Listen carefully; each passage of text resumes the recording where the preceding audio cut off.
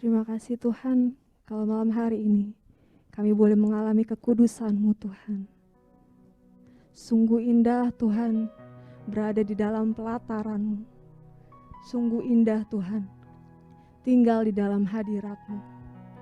Dan Bapa, kalau sebentar kami mau lebih lagi Tuhan bersekutu dengan Engkau melalui firman yang akan diwartakan oleh anak-Mu terkasih, Civivi Tuhan.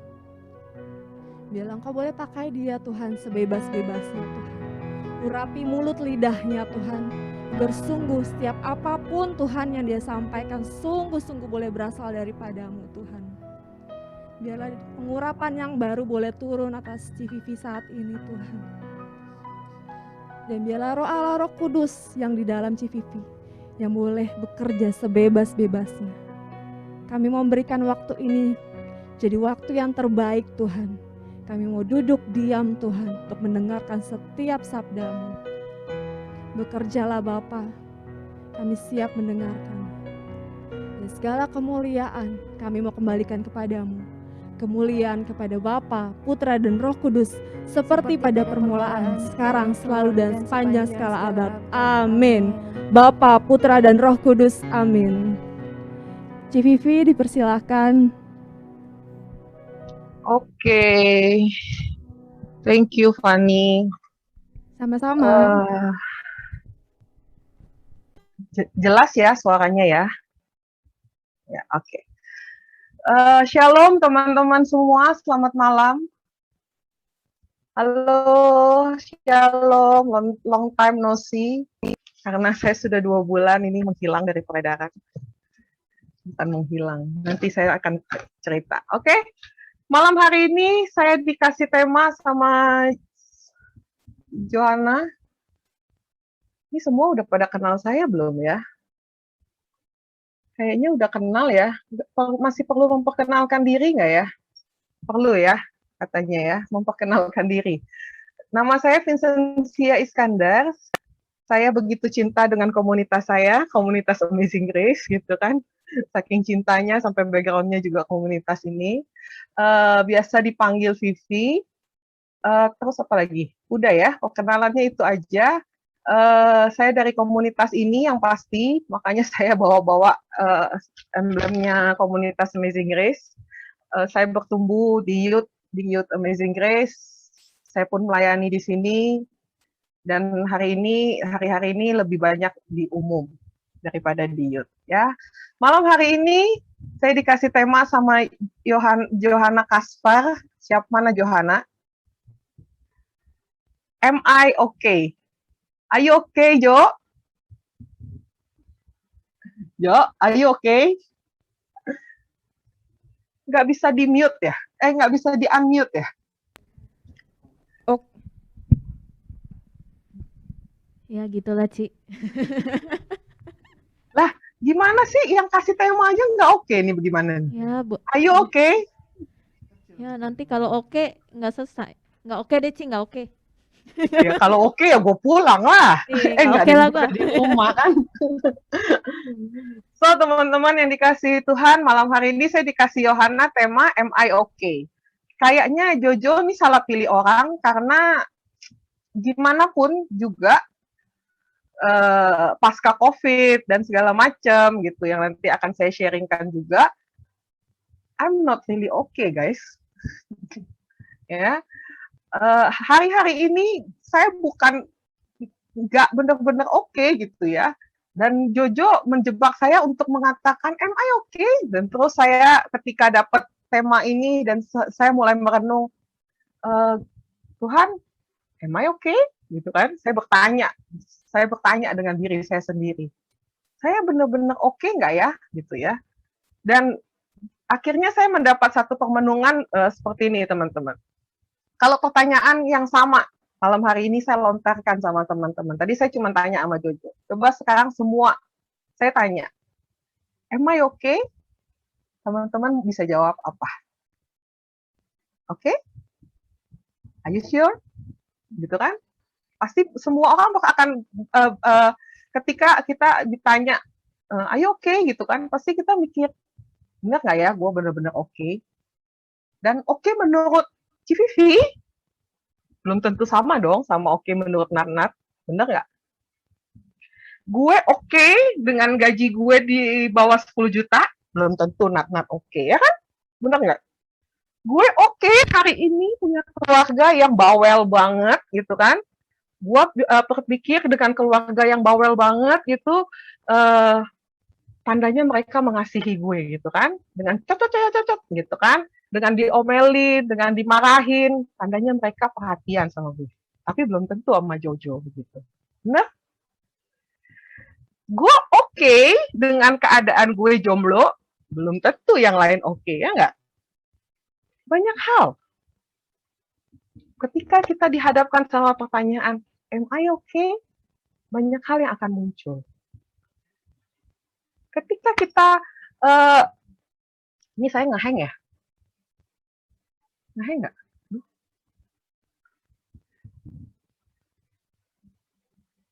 Halo? Halo? Halo? Nggak, Ci, lancar. Oh, lancar. Soalnya di sini saya ngehang. Ya udah, nggak apa-apa. Tapi hari ini kita mau sama-sama belajar dari Yusuf. Seberapa oke sih seorang Yusuf? Teman-teman semua di sini saya yakin semuanya udah tahu cerita tentang Yusuf. Tahu ya, garis besarnya lah ya, kurang lebih pasti tahu. Kita sama-sama baca dulu. Saya mau minta Nat-Nat, boleh tolong saya baca dari Kejadian 37 ayat 1 sampai 11, satu perikop aja. Kalau kita baca semua nanti sampai subuh. Kejadian 37.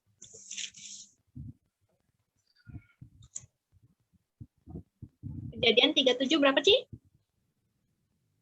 1 sampai 11. 1 sampai 11.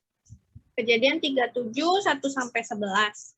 Adapun Yakub, ia diam di negeri penumpangan ayahnya, yakni di tanah Kanaan. Inilah riwayat keturunan Yakub. Yusuf tatkala berumur 17 tahun, jadi masih muda. Biasa menggembalakan kambing domba bersama-sama dengan saudara-saudaranya. Anak-anak Bilha dan Zilpa, kedua istri ayahnya. Dan Yusuf menyampaikan kepada ayahnya kabar tentang kejahatan saudara-saudaranya. Israel lebih mengasihi Yusuf dari semua anaknya yang lain, sebab Yusuf itulah anaknya yang lahir pada masa tuanya. Dan ia menyuruh membuat jubah yang maha indah bagi dia. Setelah dilihat oleh saudara-saudaranya bahwa ayahnya lebih mengasihi Yusuf dari semua saudaranya, maka bencilah mereka itu kepadanya dan tidak mau menyapanya dengan ramah. Pada suatu kali bermimpilah Yusuf, lalu mimpinya itu diceritakannya kepada saudara-saudaranya. Sebab itulah mereka lebih benci lagi kepadanya. Karena katanya kepada mereka, coba dengarkan mimpi yang kumimpikan ini. Tampak kita sedang di ladang mengikat berkas-berkas gandum, lalu bangkitlah berkasku dan tegak berdiri. Kemudian datanglah berkas-berkas, kamu sekalian mengelilingi dan sujud menyembah kepada berkasku itu. Lalu saudara-saudaranya berkata kepadanya, apakah engkau ingin menjadi raja atas kami? Apakah engkau ingin berkuasa atas kami? Jadi makin bencilah mereka kepadanya, karena mimpinya dan karena perkataannya itu. Lalu ia memimpikan pula mimpi yang lain yang diceritakannya kepada saudara-saudaranya. Katanya, aku bermimpi pula, tampak matahari, bulan, dan 11 bintang sujud menyembah kepadaku.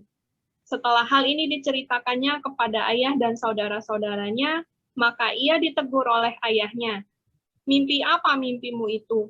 Masakan aku dan ibumu serta saudara-saudaramu sujud menyembah kepadamu sampai ke tanah. Maka iri hatilah saudara-saudaranya kepadanya. Tetapi ayahnya menyimpan hal itu dalam hatinya.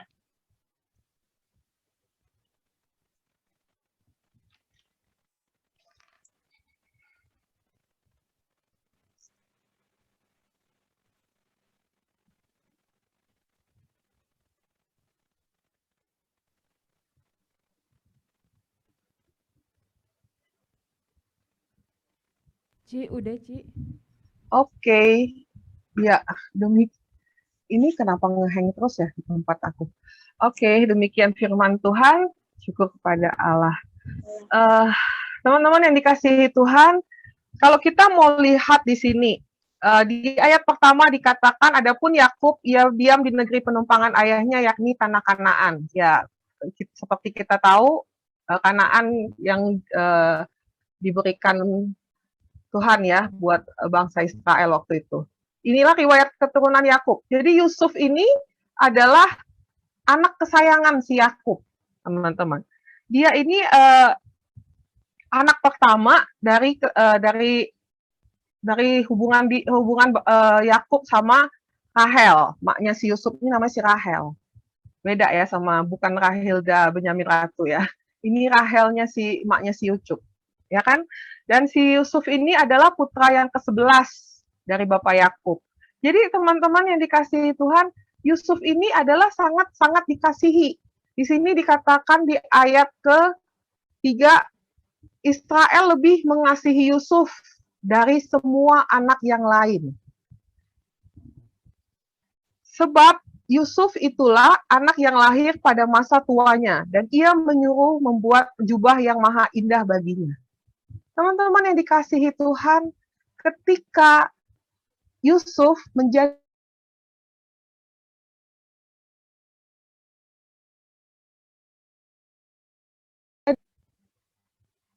dia merasa fine nggak?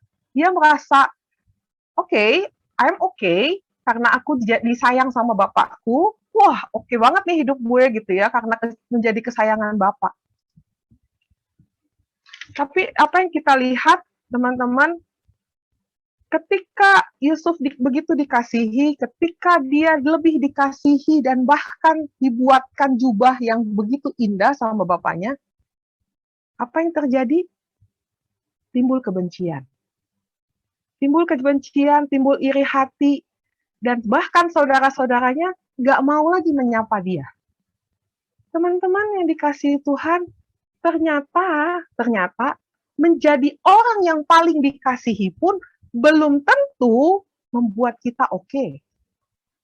Dari Yusuf kita belajar. Dia begitu dikasihi bapaknya, ternyata dia dibenci sama saudaranya. Jadi satu masalah.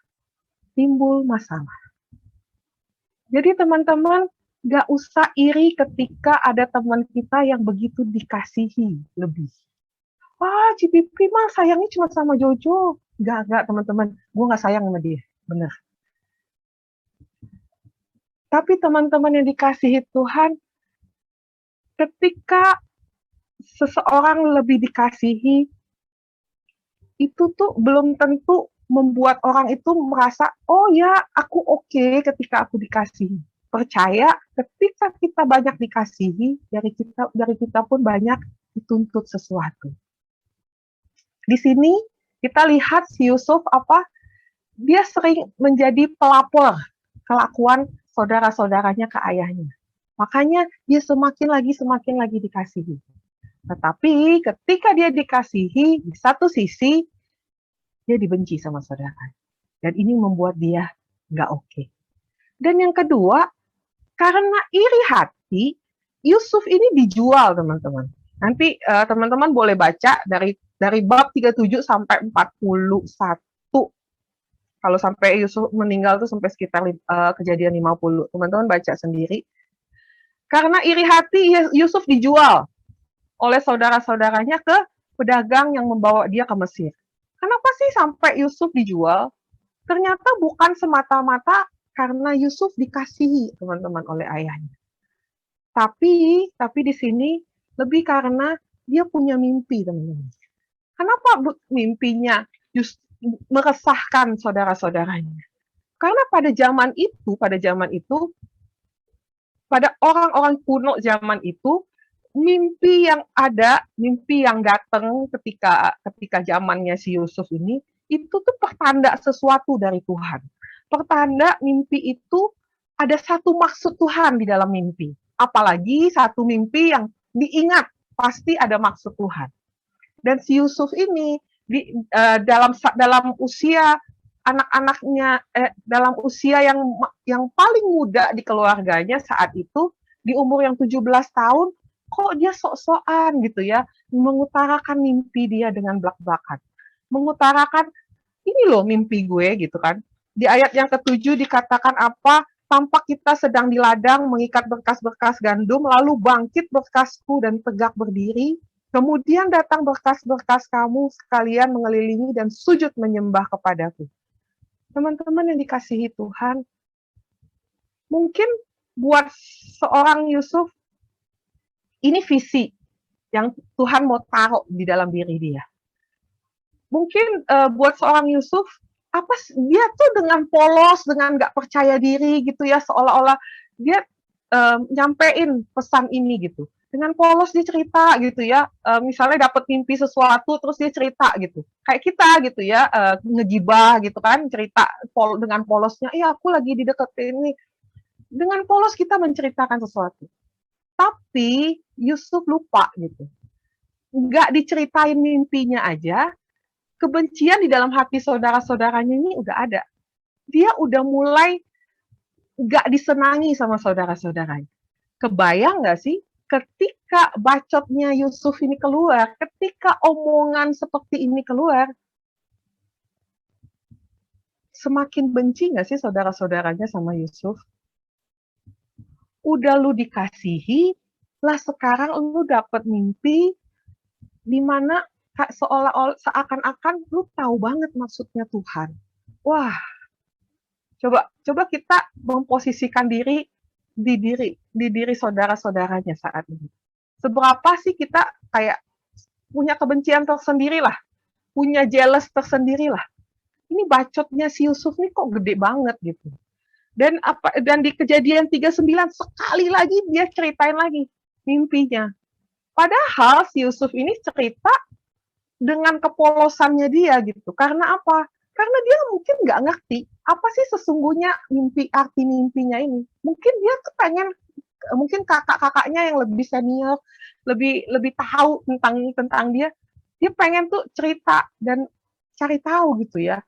Apa sih sebenarnya yang sesungguhnya Tuhan mau sampaikan lewat mimpi ini? Gue tuh nggak ngerti loh. Tapi apa yang ditangkap oleh saudara-saudaranya? Mereka semakin merasa Yusuf sangat ingin menguasai hidup mereka. Bahkan tidak hanya saudara-saudaranya, juga orang tuanya. Pernah nggak sih kita ngebayangin gitu ya, kalau saja di awal Yakub tuh, ya di awal perikopnya udah ditulis ya kan, Yakub begitu mengasihi Yusuf. Pernah nggak?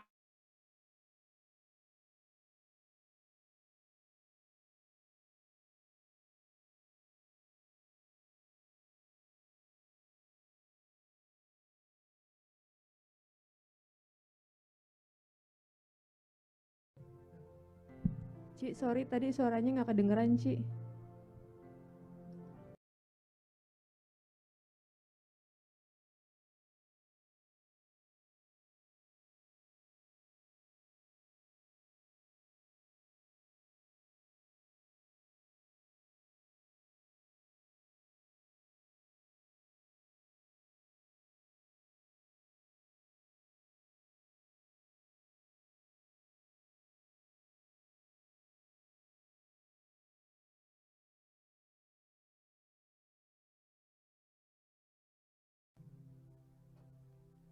Nyalain tim pujian. Oke, I'm back. Iya, Ci. Tadi sampai mana? Sorry, internetnya nggak oke kayaknya. Tadi sampai mana, teman-teman?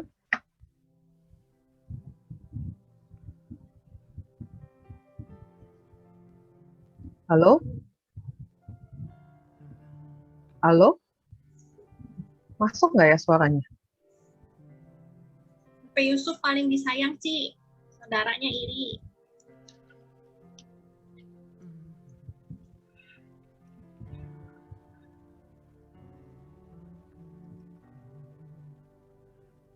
Oke. Ya. Oke. Teman-teman yang dikasihi Tuhan, pernah nggak kebayang gitu? ketika Yakub begitu mengasihi Yusuf, kita coba ngebayangin, coba kalau Yusuf tuh nggak menjadi kesayangannya Yakub, mungkin nggak sih timbul iri hati sama saudara-saudaranya sampai dia mau dijual sama saudara-saudaranya? Bukankah perasaan-perasaan yang seperti ini, teman-teman, yang sering kali membuat kita menjadi nggak oke. Karena apa? Karena kita selalu berpikir, andai bapak gue nggak segini-gininya sama gue gitu ya, gue pasti lebih baik. Andai keadaan gue nggak kayak gini, gue pasti lebih baik. Andai bacot gue nggak kayak gini gitu ya, pasti orang nggak akan benci gue nih. Gue nggak bakal dibuang nih sama saudara-saudara gue. Andai gue nggak suka ngadu, pasti saudara-saudara gue hari ini masih sayang sama gue. Teman-teman yang dikasihi Tuhan, seringkali perasaan-perasaan yang seperti ini, teman-teman, yang buat kita merasa I'm not okay. Karena begitu udah kejadian, kita baru mikir. Sering nggak kita seperti itu? Sering nggak ketika kita bilang, andai begini, andai begitu, andai begini, andai begitu. Tapi, teman-teman yang dikasihi Tuhan, mau berapa lama sih kita pretending I'm okay? Padahal sesungguhnya kita nggak okay. Padahal sesungguhnya gitu ya, seakan-akan kita tuh berusaha dengan kekuatan kita seperti Yusuf yang bilang, yang dengan polosnya kita, maksud kita tuh bercerita, tapi yang ditangkap sama saudara-saudara kita berbeda. Dan kita merasa kita nyaman dengan keadaan itu. Hati-hati teman-teman. Ketika kita merasa I'm okay, hati-hati. Kita benar-benar okay, kita benar-benar nyaman dengan keadaan seperti ini, atau kita cuma pretending to be okay. Hati-hati.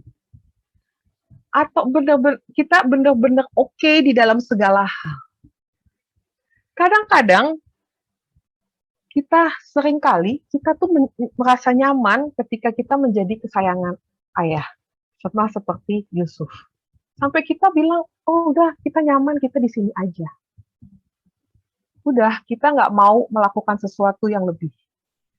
Dan yang kedua, mungkin kita nyaman dengan mimpi yang Tuhan kasih, dengan visi yang Tuhan kasih. Gue sudah punya visi dari Tuhan kok.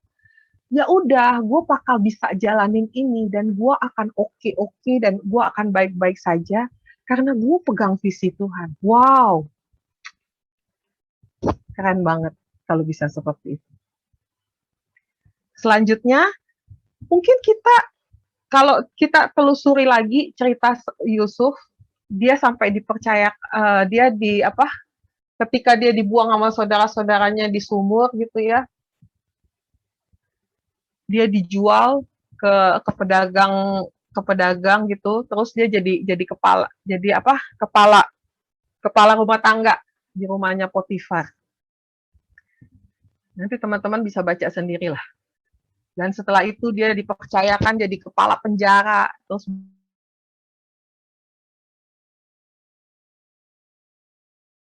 ketika banyak kenyamanan yang dia bisa terima. Kita seringkali, kita juga seperti Yusuf, kita merasa nyaman ketika kita sudah menjadi kepala rumah tangga. Padahal ada sesuatu yang lebih yang Tuhan mau kita lakukan. Dan di saat seperti itu, kita merasa, I'm not okay. Karena apa? Karena Tuhan mau kita keluar dari kenyamanan kita untuk melakukan sesuatu, dan di situ baru Tuhan mau nyatakan, ini loh oke yang sesungguhnya. Oke nggak? Dan kita nyaman juga ketika pencobaan-pencobaan hidup datang. Seperti Yusuf yang digoda sama tante Potifar. Seringkali kita memberi diri kita untuk digoda. Dan kita juga nyaman sama janji-janji juru minuman yang akan mengingat kita. Dan seringkali kita kayak terbuai sama janji-janji. Bukan janji Tuhan, tapi janji sama orang yang kita bergantung sama seseorang. Kita pikir dengan kita bergantung sama seseorang, kita akan oke. No guys. Hanya bergantung sama Tuhan. Hanya bergantung sama Tuhan. Kita bisa lebih oke. Tanpa kita bergantung sama Tuhan, mustahil teman-teman. Kita bisa jadi oke. Dan malam hari ini masih connect kan ya? Masih ya? Boleh kasih jempolnya kalau masih connect.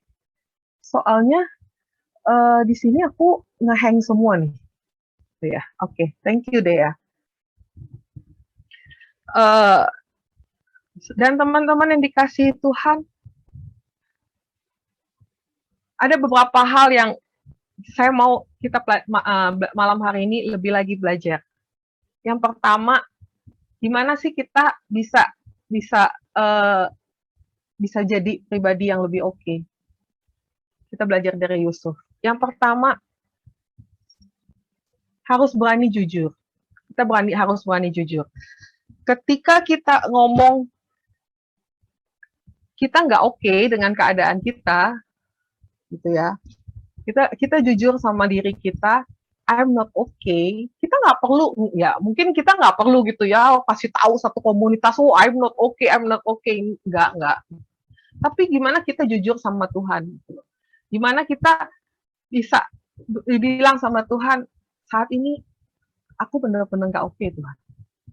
Saat ini aku benar-benar butuh ditolong sama Tuhan. Sama halnya seperti Yusuf yang ada di dalam sumur. Ketika dia ada di dalam sumur, dia ada di dalam sumur dan dia membutuhkan pertolongan orang kan untuk dia bisa keluar. Untuk dia melangkah. Tapi dia jujur gitu. Dengan apa yang dia alami saat itu. Yang kedua, segala sesuatu itu ada resiko, teman-teman. Ketika kita menjadi anak kesayangan, ketika kita begitu dikasihi, ketika kita begitu dicintai oleh orang tua kita, seperti Yusuf begitu dikasihi Yakub, ingat, segala sesuatu ada resiko. Ada resiko ketika kita dikasihi, ada resiko ketika kita begitu dicintai. Dan kita mau nggak sih take the risk gitu. Ketika kita dikasihi sama Tuhan, Tuhan kasih loh jubah yang begitu indah. Tuhan kasih loh kasih sayang yang begitu luar biasa. Tapi apakah jubah itu, apakah kasih sayang yang Tuhan mau kasih hanya untuk kita nikmatin sendiri? Untuk ya udah, aku keep sendiri aja, aku nggak mau take the risk. Aku nggak mau ngambil resiko. Aku simpen segala perkara. Aku biarkan semuanya untuk aku. Aku dan aku. Tapi Yusuf enggak, teman-teman. Dia merelakan dirinya, dia mungkin dia melakukan kesalahan gitu. Mungkin dengan bacot dengan dia mengumpat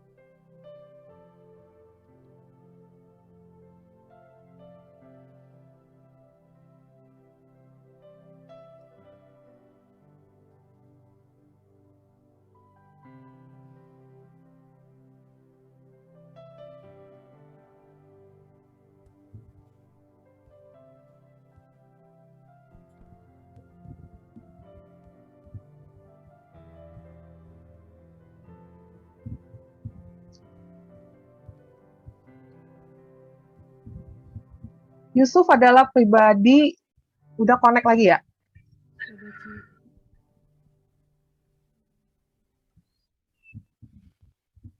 Tes, tes. Iya, Udah, Ci. udah masuk, Masuk. Ci. Oh, oke, udah ya. Aduh, Tenang, stres Ci. lama-lama. Tenang. Ini Tenang. internetnya, duduknya. Tadi sampai mana? Kan gue jadi bingung kan. Ci, Tadi sampai mana? take the risk, Ci. Ya, oke. Bentar. Segala sesuatu, teman-teman, itu ada resiko gitu. Untuk kita mau jadi pribadi yang oke di hadapan Tuhan, kita harus berani mengambil resiko. Apapun resikonya. Resiko ketika kita sayang sama orang tua, resiko ketika kita dipercayakan sama Tuhan untuk melayani Tuhan. Segala sesuatu pasti ada resiko. Nggak mungkin nggak. Ketika ketika Yusuf juga menolak Tante Potifar, itu pasti ada resiko gitu loh. Kalau dia terima, dia jatuh di dalam keimanan dia, tapi kalau dia tolak, pasti dia di penjara. Segala sesuatu harus ada, pasti ada resiko. Untuk kita bisa keluar dari kenyamanan segala sesuatu, ada resiko. Tapi dari resiko-resiko yang ada, kita belajar. Kita belajar satu step demi satu step untuk jadi pribadi yang lebih oke. Yang kedua, teman-teman, selain resiko, segala sesuatu bisa jadi stepping stone buat kita. Segala sesuatu bisa jadi batu loncatan. Teman-teman yang dikasihi Tuhan, kalau kita mau lebih lagi ngelihat mimpinya Yusuf, mungkin kita bisa ngelihat seperti, aduh, agak ngada-ngada ini mimpi gitu kan ya. Siapa sih yang bisa, ya emang nggak nalar gitu kan. Tapi seringkali lewat sebuah mimpi, ada visi besar Tuhan yang mau Tuhan nyatakan. Yang kita nggak pernah tahu. Tinggal bagian kita adalah, kita mau menjadikan itu sebagai satu batu pijakan buat kita, untuk kembali sama Tuhan. Oh iya, ketika kita jatuh, ketika kita mulai jauh dari kasih Tuhan, ketika kita kehilangan arah untuk ikut Tuhan, kehilangan tujuan untuk ikut Tuhan, kita disadarkan. Kita kembali disadarkan. Oh oke, saya pernah punya mimpi seperti ini. Saya pernah dapat misi dari Tuhan seperti ini. Kita bangkit lagi, kita keluar dari sumur kita keluar dari penjara kita keluar dari rumah Tante Potifar mungkin yang selama ini kasih kita kenyamanan. Ini stepping stone yang harus kita ambil. Teman-teman, nggak mungkin ketika kita berani ambil resiko, kita juga perlu satu step, satu pijakan. Apa pijakan kita? Bisa misi Tuhan bisa jadi pijakan buat kita. Ketika kita yakin dengan misi yang Tuhan kasih buat kita lebih bisa untuk jadi pribadi yang lebih baik. Kita bisa lebih oke untuk menghadapi hidup ini. Jadi teman-teman, kalau sekarang mungkin teman-teman bilang, apa sih? Aku nggak pernah tuh dapat mimpi kayak Yusuf. Aku belum tahu tuh misi Tuhan ke depannya untuk apa. Malam hari ini kita sama-sama, ya kita cari, apa sih sebenarnya yang Tuhan mau. Hanya dengan kita punya misi dari Tuhan, hanya dengan kita punya kelekatan sama Tuhan, kita bisa jadi pribadi yang lebih oke. Itu yang kedua. Yang ketiga,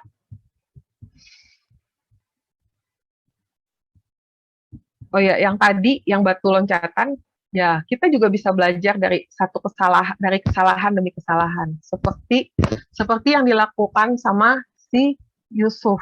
Ketika Yusuf tahu gitu ya, dengan dia menceritakan mimpinya gitu, dia jadi dibenci sama saudara-saudaranya, dia jadi dikucilkan sama saudara-saudaranya.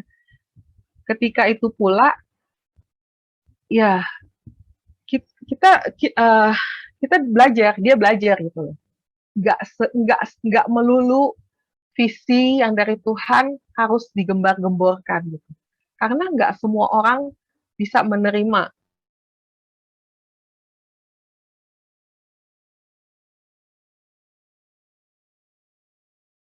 Bisa dijadikan satu batu loncatan buat kita. Dan teman-teman yang dikasihi Tuhan, percaya nggak percaya, pattern seperti ini itu berlangsung terus di dalam kehidupan kita. Teman-teman bisa lihat, dan ini tuh semua tuh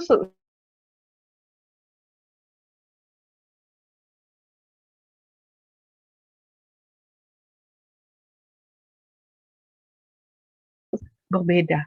Seperti yang kita lihat ketika Yusuf begitu dipercaya sama Tante Potifar untuk kelola rumah tangganya, untuk dipercayakan segala sesuatu. Yusuf digoda, Yusuf jatuh di dalam dosa. Tapi Yusuf tidak memilih untuk jatuh di dalam dosa. Namun resiko yang dia ambil, dia akhirnya dipenjara. Yusuf pikir ketika dia dipenjara, ketika dia bergantung sama si juru minum. Dia pikir kejadian yang sama ketika dia di sumur, ada orang lewat dan terus akhirnya dia dijual, dia bisa dipromosiin. Seringkali ketika kita mengalami masalah yang sama, kita berpikir, oh saya sudah pernah nih ngalamin hal yang seperti ini. Sama halnya seperti Yusuf. Makanya akhirnya dia pesan-pesan nih sama juru minum. Nanti kalau keluar dari penjara, inget ya, kalau gue tuh pernah nafsirin mimpi lu loh. Promosiin gue ya, supaya gini-gini. Dan hal-hal seperti ini, teman-teman, sering kan terjadi sama kita. Ketika kita merasa kita udah oke dengan kejadian yang sama, terus kita bisa keluar dari kejadian yang sama, terus kita merasa, wah, gue udah punya pattern sendiri nih, untuk gue bisa keluar dari sini. Sampai kita melupakan kalau kita tuh punya Tuhan yang menyertai kita. Kenapa Yusuf begitu dikasihi sama Tuhan? Karena di ayat 39, ayat 21, dikatakan apa? Tetapi Tuhan menyertai Yusuf dan melimpahkan kasih setianya kepadanya dan membuat Yusuf kesayangan bagi kepala penjara itu. Sebab itu kepala penjara mempercayakan segala tahanan pada Yusuf. Seringkali kita lupa. Kalau segala sesuatu yang Tuhan izinkan terjadi, kalau segala pembelajaran yang kita alami, segala resiko yang Tuhan mau kita belajar dari kesalahan, Tuhan mau kita kejadian ini berulang apa segala macam, kita seringkali kita lupa. Yang kita andalkan itu sesungguhnya Tuhan. Untuk kita bisa jadi oke. Kalau bukan Tuhan yang kita andalkan, kita nggak bisa ngelakuin sesuatu. Yang selanjutnya, yang keempat, itu adalah kita terus pegang janji Tuhan, visi dari Tuhan. Apapun keadaannya, pegang. Kita nggak boleh lupa sama apa yang sudah Tuhan janjikan. Misalnya Tuhan janjikan, oh oke, Tuhan akan buat keluarga ini diselamatkan sama Tuhan. Tapi teman-teman seringkali baru setengah jalan kita bilang sama Tuhan, janji Tuhan kayaknya nggak pernah digenapi nih dalam hidup gue gitu. Enggak, teman-teman. Janji Tuhan itu ya dan amin. So teman-teman, gimana kita terus pegang janji Tuhan supaya kita terus yakin kalau Tuhan selalu menyertai kita, sama seperti Tuhan menyertai Yusuf. Sampai di ayat yang 41 ayat 39, kata Firaun itu kepadamu, tidaklah ada orang yang demikian berakal budi dan bijaksana seperti engkau. So teman-teman, nggak ada orang yang lebih bijaksana dan berakal budi seperti Yusuf. Hanya ketika Tuhan menyertai dia. Jadi ketika kita punya misi dari Tuhan, ketika kita melakukan segala sesuatu untuk Tuhan, Tuhan menyertai kita. Tuhan sendiri yang pimpin kita dengan kebijaksanaannya. Makanya terus pegang misi dari Tuhan. Terus yang kelima, ada kerelaan hati untuk mengampuni. Seringkali yang menjadi penghalang kita untuk menjadi oke adalah kita susah untuk mengampuni. Ketika kita kembali dihadapkan seperti Yusuf, yang kembali dihadapkan untuk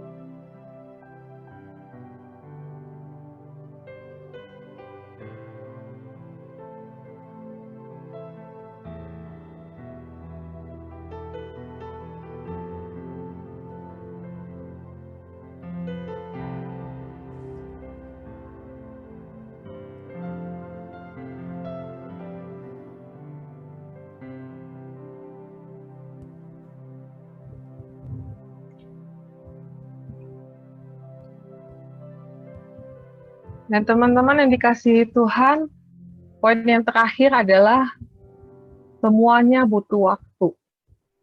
Untuk to be okay, am I okay, semuanya take time, guys. Kita nggak bisa bilang, waktunya berapa lama, gitu. Waktunya berapa lama, Civivi? Nggak ada yang tahu. Teman-teman, Yusuf, dari awal dia dapat mimpi sampai dia menjadi raja, itu butuh 22 tahun. Teman-teman di sini belum ada kan yang berdoa untuk sesuatu sampai 22 tahun kan? Jangan-jangan di sini rata-rata juga umurnya juga masih 20-an kan? Nggak ada yang lebih tua dari gue sama Benny gitu kan? So teman-teman yang dikasihi Tuhan, ya sama-sama tua. Semuanya butuh waktu. Yusuf ketika dia pertama dapat mimpi umur 17 tahun, ketika dia menjadi raja itu kurang lebih umur 39 tahun. Teman-teman, segala sesuatu ya butuh waktu untuk to be okay. Mungkin saat ini kalian merasa menunggu terlalu lama gitu. Tapi nggak ada yang lama di mata Tuhan gitu. Segala sesuatu itu ya bagian dari proses. Yang tadi kayak aku bilang di poin ketiga, segala sesuatu itu kejadiannya tuh berulang. Mungkin kasusnya nggak sama, mungkin keadaannya nggak sama, tapi semakin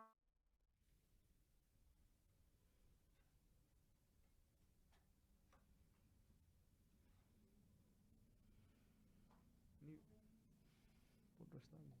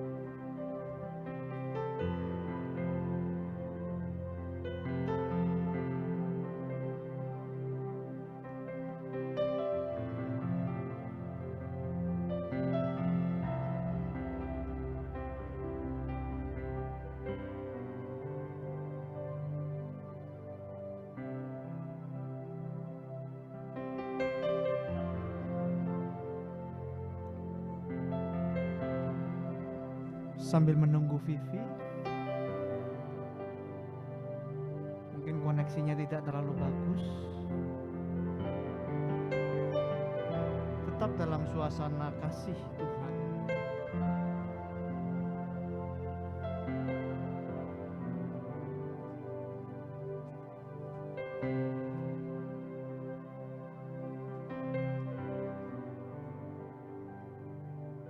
Ku mau cintai Yesus selamanya. Ku mau cintai Yesus selamanya. Meskipun badai silih berganti dalam hidupku, ku tetap cinta Yesus selamanya. Ku mau cinta Yesus selamanya. Ku mau cinta Yesus selamanya.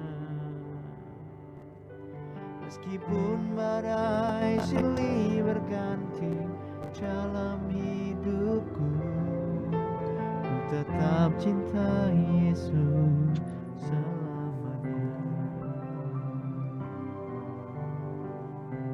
Silakan. Tes, udah balik. Sorry, connectionnya nggak bagus.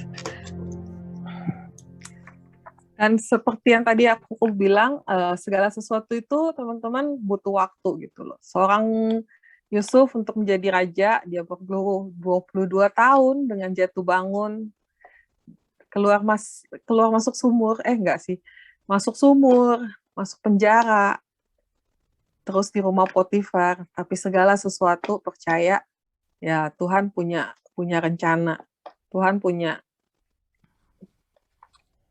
training tersendiri lah buat seorang Yusuf gitu loh. Begitu pula dengan kehidupan kita.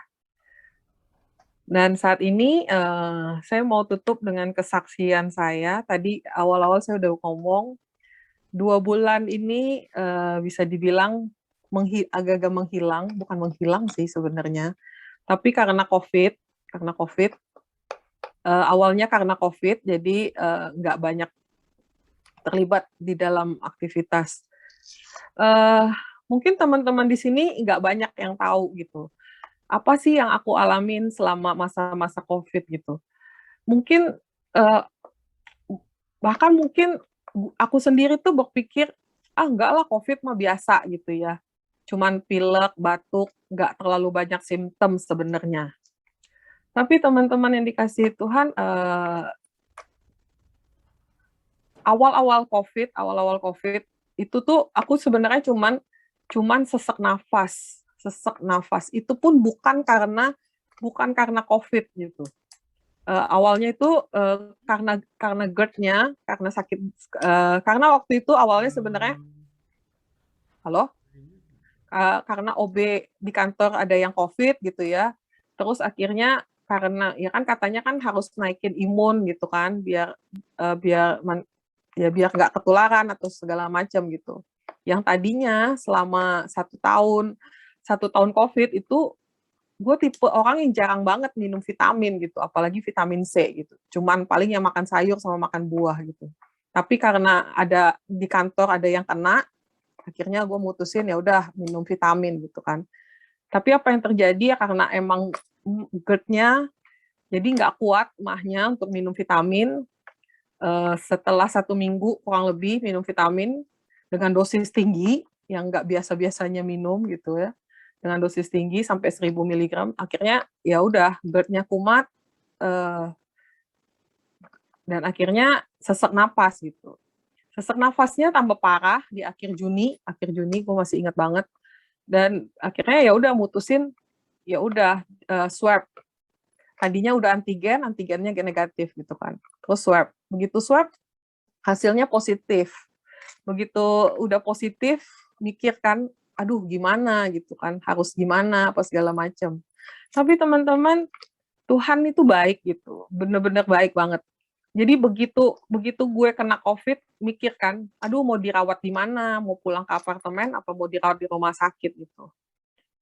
punya asuransi, cuman nggak ya dengan keadaan rumah sakit yang segitu rame gitu kan, nggak yakin juga dengan keadaan gue yang sangat-sangat tidak ada, bisa dibilang nggak ada gejala kayak gini, terus ngarep bisa dirawat gitu kan. Tapi Tuhan baik, tiba-tiba pas lagi ada di rumah sakit, itu asuransi gue bener-bener baru launching kalau dia akan cover untuk isoman gitu. Jadi segala sesuatu tentang penyakit itu kayaknya Tuhan udah siapkan gitu, maksudnya even ketika gue ngalamin sakit pun tuh, ya Tuhan udah kasih jalan keluar lah kasarannya gitu. Dan bener-bener awal-awal sakit tuh nggak berat gitu, bener-bener ya gue bisa enjoy gitu loh. Dan nggak ada yang stres, nggak ada yang kepikiran apapun gitu. Tapi emang dasar, ya kalian tahu semua ya, maksudnya gue kan orang yang tipe yang sangat-sangat aktif gitu kan, sangat-sangat energik kali ya, lebay kali ya gitu kan, biasaan loncat-loncat sana, loncat sini gitu, nggak bisa diam gitu kan. Mulai nggak bisa kerja, nggak bisa kemana-mana gitu dalam kurun waktu sekian lama, dan itu jujur perlahan membuat stres gitu. Perlahan membuat ya udahlah, aduh gimana gitu, nggak bisa keluar dari zona kayak begini gitu kan. Di satu sisi udah nyaman banget tadinya udah tinggal di rumah kan bareng keluarga apa segala macem. Di satu sisi tuh kayak mikir, aduh, maksudnya ya udah ada visi Tuhan, maksudnya ya one day gue akan ngumpul lah sama keluarga gue gitu. Kayak ya selama ini gue ceritain ke kalian gitu loh. Kerinduan gue gitu, kalau beberapa orang yang tahu, kerinduan gue selalu bisa ngumpul satu keluarga, bisa ya kayak keluarga normal gitu. Tapi karena COVID, gue sama bokap balik ke apartemen kayak dulu gitu kan. Dan ternyata itu membuat sedikit banyak tuh kayak 1-2 minggu awal tuh nggak apa-apa, biasa aja. Tapi begitu udah masuk minggu ketiga, eh, nggak banyak sih yang tahu di sini. Gue masuk di dalam fase yang bener-bener jadi orang yang sangat-sangat depresi berat gitu. Kayak mungkin kalau kayak Yusuf kayak lagi ada di dalam sumur kali ya, kayak dalam penjara, bener-bener nggak bisa kemana-mana, ya emang di penjara gitu kan, isoman gitu ya. Even turun ke bawah pun nggak bisa gitu, karena ya nggak dikasih kan sama apartemen gitu. Kalau lu udah lapor ke Satgas COVID apa segala macam, lu nggak akan dikasih untuk turun ke bawah gitu. Dan itu benar-benar membuat gue sangat-sangat depresi gitu. Tadinya gue pikir akan fine-fine aja, terus dengan internet yang kayak kalian tahu lah dari tadi kan, putus sambung udah kayak cinta gitu kan, nggak jelas gitu, kadang bisa nyambung kadang enggak, dan bener-bener kayak komunikasi itu bener-bener terbatas gitu. Sampai satu hari cuman masalah simple, cuman masalah sederhana, ketika itu ponakan gue ulang tahun, gue masih inget banget ponakan gue akan ulang tahun besokannya, dan malam itu gue bilang sama adek gue gini, "Lu jemput," gitu kan, "besok ponakan ulang tahun." Dia bilang, "Enggak lah, nggak usah, nggak ada acara juga, nggak ada apa-apa." Dan kalian tahu nggak apa yang terjadi gitu?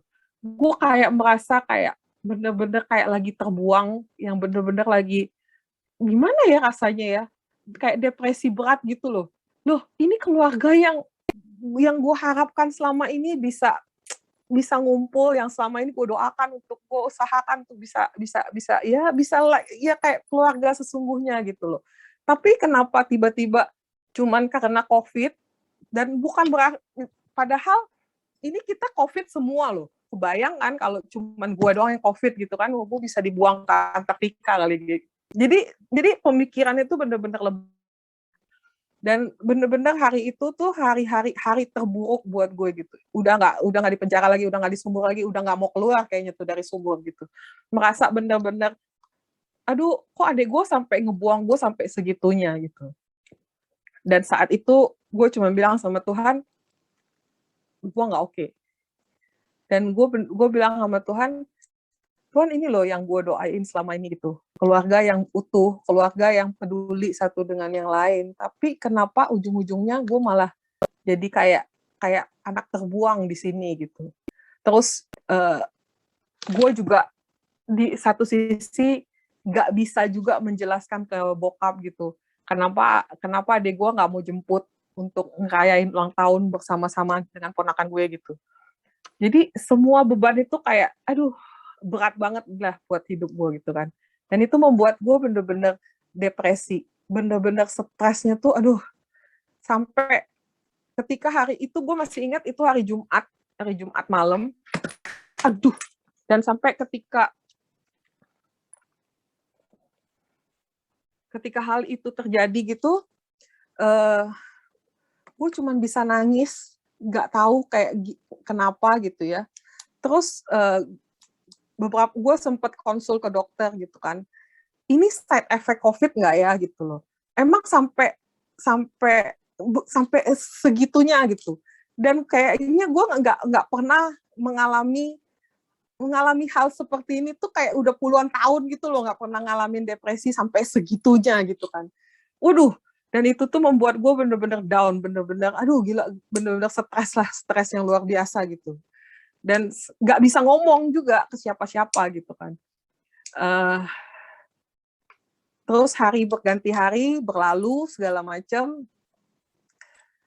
Dibilang hubungan gue sama adik gue hari ini jelek, enggak gitu loh. Kita baik-baik aja gitu. Kita nggak berantem juga. Tapi di other side, ya ketika saat itu terjadi tuh bener-bener kayak gue kecewa berat gitu loh. Kok keluarga yang selama ini gue doain, yang selama ini gue merasa udah oke, setahun kemarin gitu ya, udah COVID, udah bisa kumpul bersama, terus ya suka duka bersama, pas segala macam, kok sekarang seolah-olah semuanya lenyap gitu. Cuman karena ini bener-bener positif COVID gitu kan. Selama ini pandemi, ya udah kita bisa lalui bersama gitu. Sampai satu hari, ya Tuhan ingatkan sih, Tuhan ingetin gue sih. Gue tuh pernah janji sama Tuhan gitu. Ya emang gue udah bilang ya pertengahan tahun ini gue akan balik gitu. Karena kan nggak mungkin selamanya juga gue numpang di rumah adik gue gitu kan. Nggak sehat juga. Biarkan mereka bisa ya mandiri lah dengan keluarganya gitu. Dan gue lupa gitu loh kalau gue pernah janji itu sama Tuhan gitu.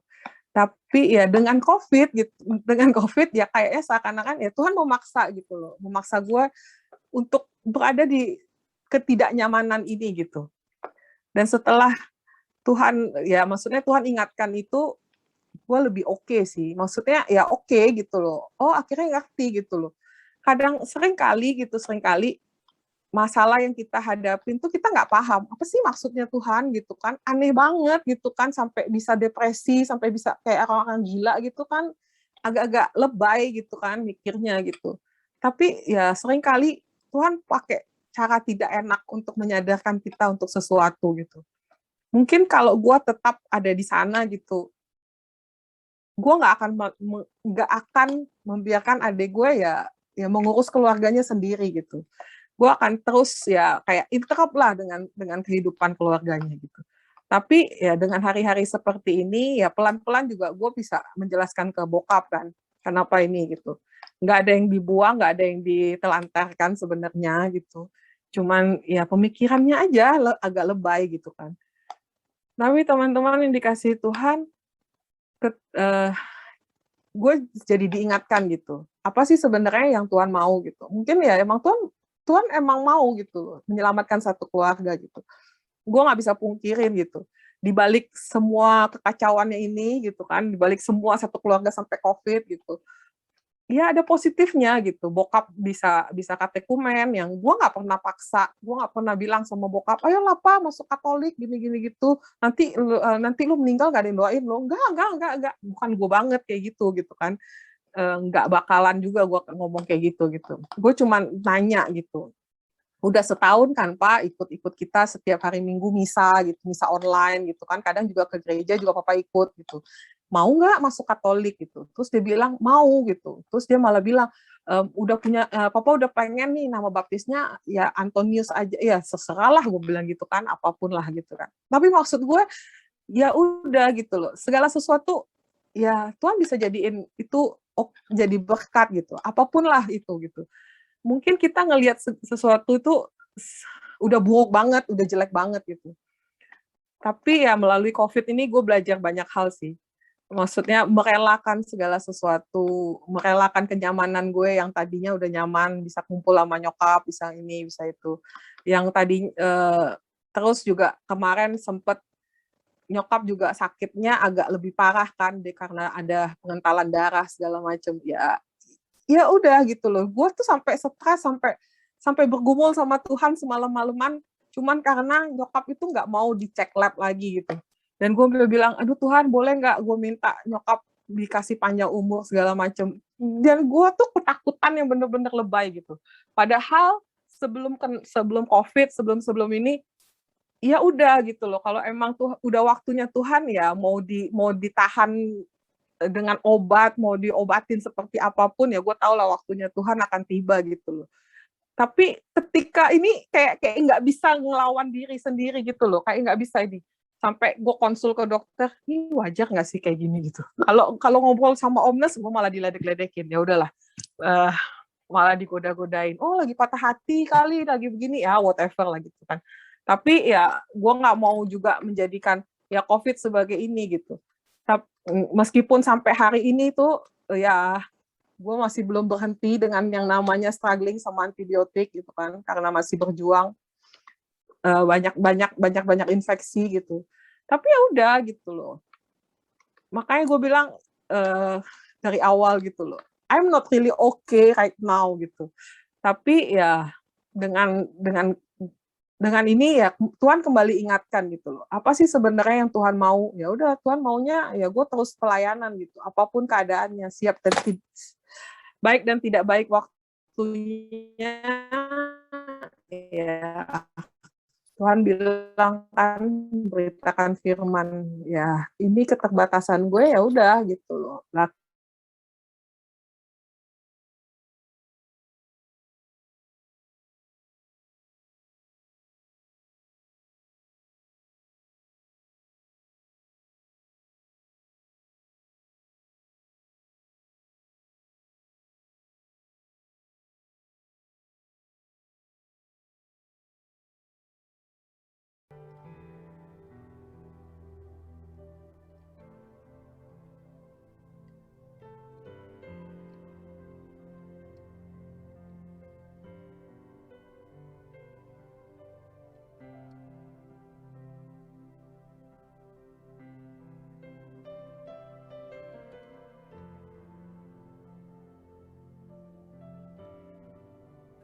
Mari teman-teman, saat ini kita mau masuk di dalam doa.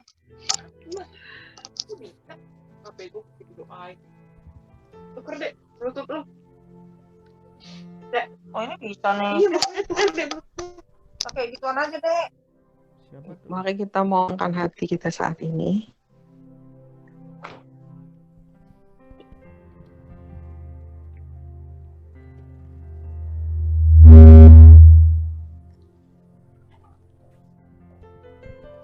Mari kita mau bersatu di dalam doa saat ini, teman-teman. Dalam nama Bapa, Putra, dan Roh Kudus. Amin. Tuhan Yesus, Engkau yang lihat setiap hati kami malam hari ini. Tuhan, Engkau tahu apa yang bagian dalam hidup kami yang gak oke saat ini. Hanya Engkau Tuhan yang tahu. Hanya Engkau Tuhan yang punya cerita untuk kehidupan kami masing-masing. Setiap pribadi lepas pribadi yang ada di tempat ini. Gennya kecilin Gen. Biarlah sungguh saat ini Tuhan, kami mau datang, kami mau menyadari kalau hidup kami sesungguhnya ada di tangan-Mu. Seringkali kami merasa apa yang kami alami bukanlah hal yang baik-baik saja. Tapi kami lupa kalau segala sesuatu yang Kau izinkan terjadi, pasti ada maksud Tuhan untuk mendidik setiap daripada kami. Biarlah pujian ini Tuhan boleh jadi doa kami di hadapan-Mu malam hari ini. Di telapak tangan-Mu lukis namaku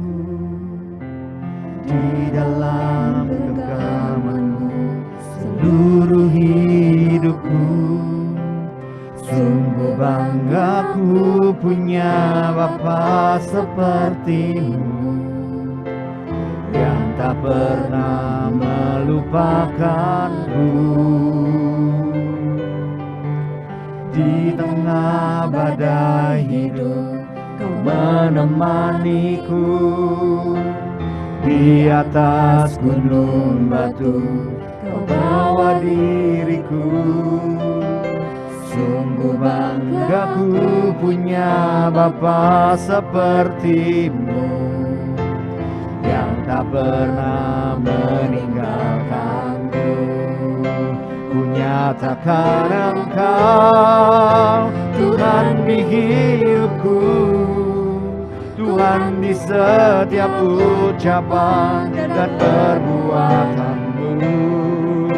Ku nyatakan Engkau Tuhan di hidupku, Tuhan yang selalu ku sembah di setiap nafasku.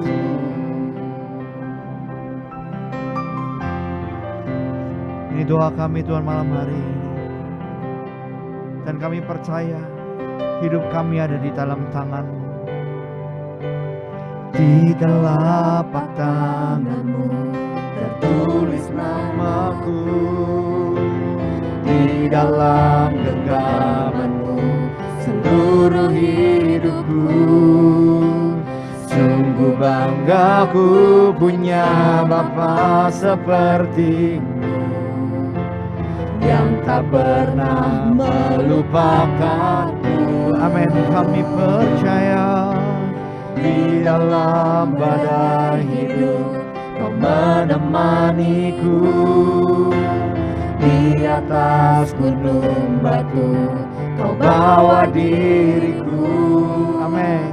Sungguh bangga ku punya Bapa seperti-Mu, yang tak pernah meninggal. Bersama-sama katakan, ku nyatakan Engkau Tuhan di hidupku, Tuhan di setiap ucapan dan perbuatanku.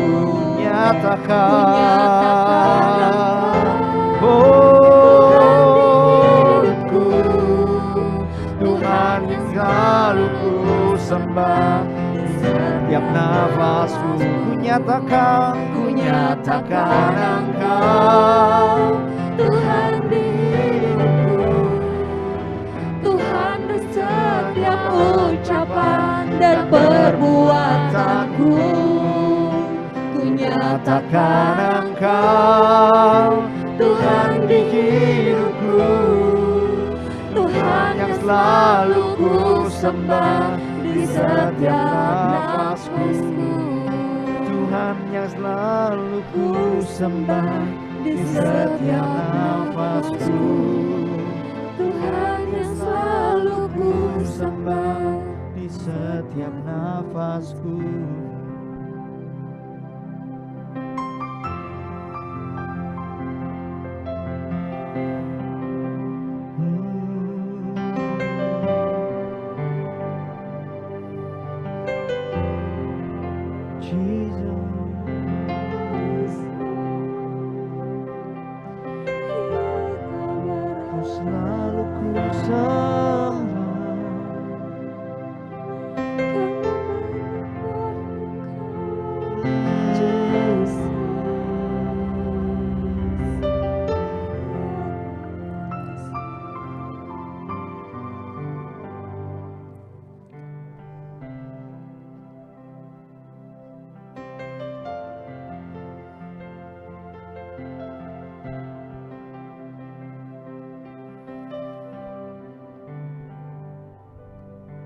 Kami nyatakan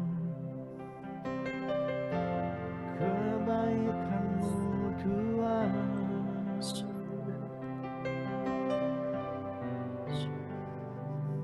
Terima kasih. Sungguh Tuhan, Kau Tuhan di hidup kami Tuhan. Kita kalah bala-bala. Kita kalah layar. Kita kalah bala-bala. Kita kalah layar. Masing-masing kami di tempat ini malam hari ini, Tidak ada satu orang pun yang terlewatkan Tuhan Yesus. Shiketa kala bala bala. Shiketa kala laya dada. Kiala bala bala baya dada. Shiketa kala laya la bala bala. Shiketa kala bala bala baya dada. Shiketa kada dada. Tidak ada satu orang pun Tuhan yang terlewatkan malam hari ini dari kasih dan cinta-Mu Tuhan. Tuhan, kalau ada beberapa orang di tempat ini yang selalu berusaha untuk terlihat oke di hadapan setiap teman-teman Tuhan. Biarlah sungguh saat ini ya Bapa, kasih dari surga memenuhi hatinya saat ini Tuhan. Biarlah sungguh Tuhan, dia benar-benar Tuhan boleh mengalami cinta-Mu malam hari ini. Sehingga tidak hanya oke dilihat manusia, tapi sungguh-sungguh Tuhan, dia boleh oke Tuhan di hadapan-Mu. Karena hanya Engkau Tuhan. Dan tidak ada yang tersembunyi di hadapan-Mu saat ini ya Bapa. Biarlah kasih-Mu memenuhi setiap daripada kami malam hari ini ya Bapa.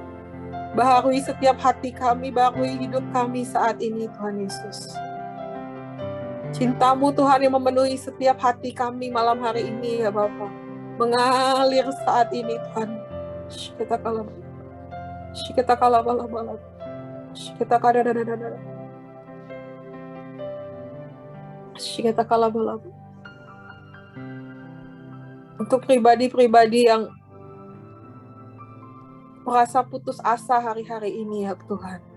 Biarlah sungguh Tuhan, tangan Tuhan menuntun saat ini. Pegang tangan setiap anak-anak Tuhan di tempat ini malam hari ini Tuhan Yesus. Kami butuh uluran tangan-Mu Tuhan.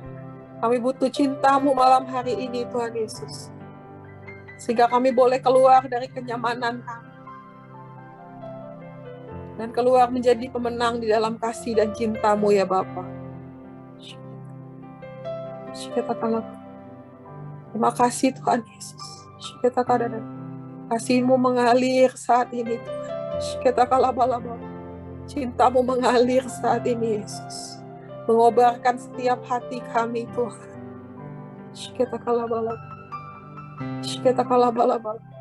Kami yang sering dikecewakan Tuhan. Kami yang sering mengalami penolakan demi penolakan. Kami yang sering terbuang saat ini Tuhan Yesus. Tuhan kasihi. Tuhan cintai kami dan kami berharga di hadapan-Mu saat ini. Nyatakan Tuhan Yesus. Kita kalah balap. Biarlah Tuhan dalam hari-hari ini Tuhan. Kami terus Tuhan Yesus. Memegang Engkau sebagai Tuhan di dalam kehidupan kami. Dan jangan biarkan kami jauh dari kasih-Mu Tuhan. Kita kalah balap. Nyatakan lagi malam hari ini Tuhan apa yang sesungguhnya menjadi misi-Mu di dalam kehidupan kami. Sehingga ketika kami melangkah di dalam misi yang Tuhan percayakan bagi kami, hidup kami jauh lebih baik Tuhan. Karena kami tahu tujuan hidup kami. Kita kalah balap. Kita kada. Terima kasih Tuhan Yesus. Kita kalah balap.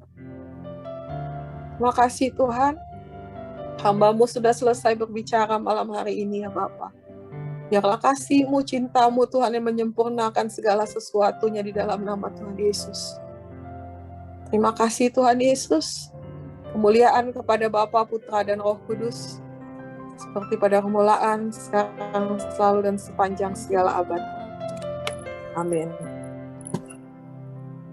Amin.